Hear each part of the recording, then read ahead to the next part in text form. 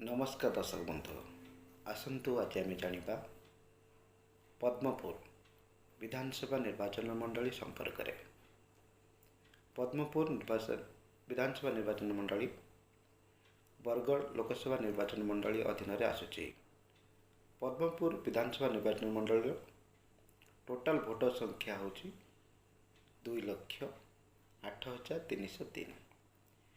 वर्तमान पद्मपुर विधानसभा निर्वाचन मंडल विधायिका अछंती वर्षा सिंह बरिया।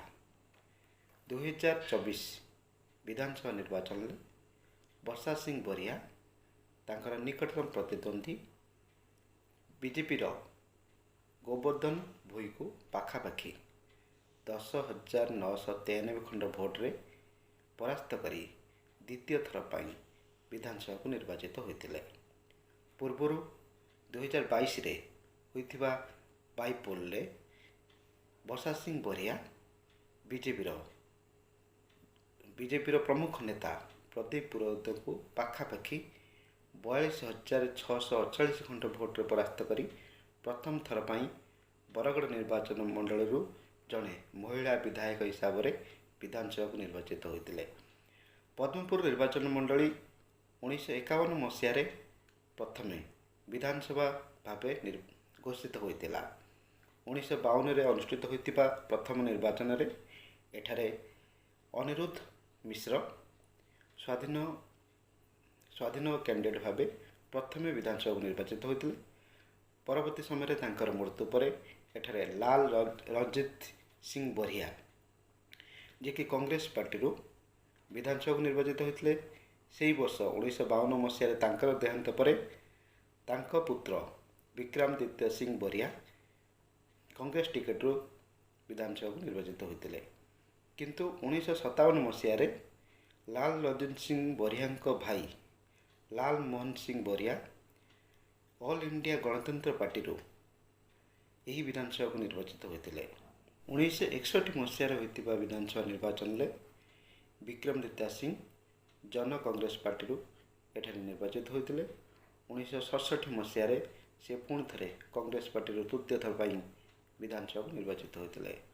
1971 मसीह यही विधानसभा को निर्वाचित होते कृपा सिंधु भोई 1971 और 1974 प्रथम इंदिरा कांग्रेस पार्टी निर्वाचित होते। परवर्ती समय नेशनल कांग्रेस पार्टी एठाକୁ निर्वाचित होते। 1977 मसीह विक्रमादित्य सिंह जनता पार्टी निर्वाचन लड़ीते और विजय होते चतुर्थ थर पर विधानसभा को जाते। 1980 मसीह यह आसनटी पुणी थे कांग्रेस हाथ को चली आसाला। कांग्रेस सत्यभूषण साहू प्रथम थर पर विधानसभा को निर्वाचित होते। परवर्ती समय 1985 मसीह सत्यभूषण साहू द्वितीय थर पर कांग्रेस टिकेट रे विधानसभा को निर्वाचित होते। 1990 मसीह यही आसन में विक्रमादित्य पुत्र विजय सिंह बरिया प्रथम थर पर जनता दल टिकेट विधानसभा को निर्वाचित होते। 1995 मसीह विजय सिंह बरिया द्वितीय थर पर जनता पार्टी एठार निर्वाचित होते।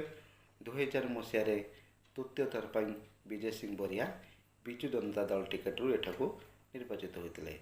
2004 मसीह यही आसनटी पुणी थे कांग्रेस हाथ को चली जाता। कांग्रेस सत्यभूषण साहू तृतीय थर पर विधानसभा को निर्वाचित होते। 2009 मसीह पद्मपुर विधानसभा निर्वाचन मंडली थी पुणी थे विजु जनता दल को हाथ को आसाला। एठारे विजय सिंह बरिया तृतीय थर पर विधानसभा को निर्वाचित होते। 2014 मसीह यही आसनटी बीजेपी भारतीय जनता पार्टी हाथ को चली जाता। भारतीय जनता पार्टी प्रमुख नेता प्रदीप पुरोहित विजय सिंह बरिया को परास्त करी प्रथम थर पर विधानसभा को निर्वाचित होते। 2019 मसीह प्रदीप पुरोहित को परास्त करी विजय सिंह बरिया चतुर्थ थर पर विजु जनता दल एठाକୁ निर्वाचित होते।